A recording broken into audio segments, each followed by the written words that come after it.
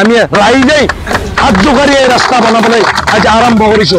Minority বুলি এইখিনি তাৰমানে মাহী মাকৰ নিচিনা চাই এইখিনি তাৰমানে ভোট নাপাওঁ বুলি কোনোবা বিধায়কে ফাণ্ডৰ পইচা দিয়া বুলি নিশ্চয় উঠিব। সেইকাৰণে আজি আমি চৰকাৰী আঁচনিৰে নহয়, জামাল আলীৰ সহযোগত গাঁওবাসীয়ে নিৰ্মাণ কৰিলে পথ।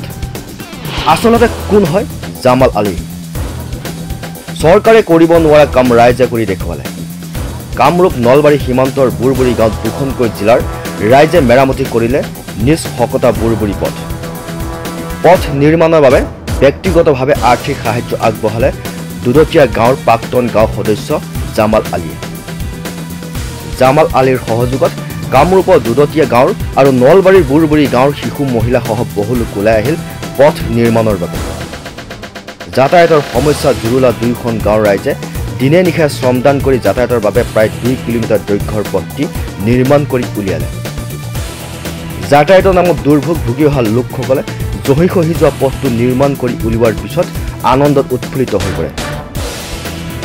উল্লেখ্য যে এই গুৰুত্বপূৰ্ণ পথটো বছৰ বছৰ ধৰি মেৰামতি নকৰাৰ ফলত বছৰটো বেছিভাগ সময় বোকা পানীৰে ভৰি থাকে, যাৰ বাবে এই বৃহত্তৰ অঞ্চলটোৰ জনসাধাৰণে যাতায়াতৰ নামত জমৰ যাতনা ভুগিবলগীয়া হৈছে। বিশেষকৈ অঞ্চলটোলৈ এম্বুলেন্স আৰু অগ্নি নিৰ্বাপক বাহিনীৰ গাড়ী যাব নোৱাৰাৰ বাবে জৰুৰীকালীন সেৱাৰ পৰা বঞ্চিত হ'বলগীয়া হৈ আহিছে। উপায়বিহীন হৈ অৱশেষত স্থানীয় সমাজকৰ্মী জামাল আলীৰ সহযোগত ৰাইজে নিজেই ওলাই আহি শিশু পুৰুষ মহিলা সকলোৱে লগ লাগি পথ নিৰ্মাণৰ কাম কৰে। পূব দক্ষিণ প্ৰান্তত এই বুৰবুৰী গাঁও অৱস্থিত। এই গাঁওখনত বহুত নেতা পালি নেতা গুচি গ'ল। আমি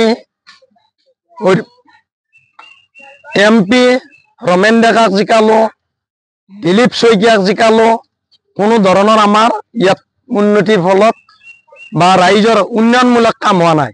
এই যিখন দলং ফুটব্ৰিজ আছে এইখন প্ৰাক্তন মদন কলিতাৰ দিনত এনেকুৱা আধৰুৱা দুফালে ভাঙা জৰাজীৰ্ণ পথত আছে। কিন্তু এতিয়ালৈকে আমাক এই MP দুজনক বাদেও আমাৰ জয়ন্ত মল্ল বৰুৱা MLA হ'ল, অশোক শৰ্মা MLA হ'ল, আকৌ জয়ন্ত মল্ল বৰুৱা MLA হ'ল।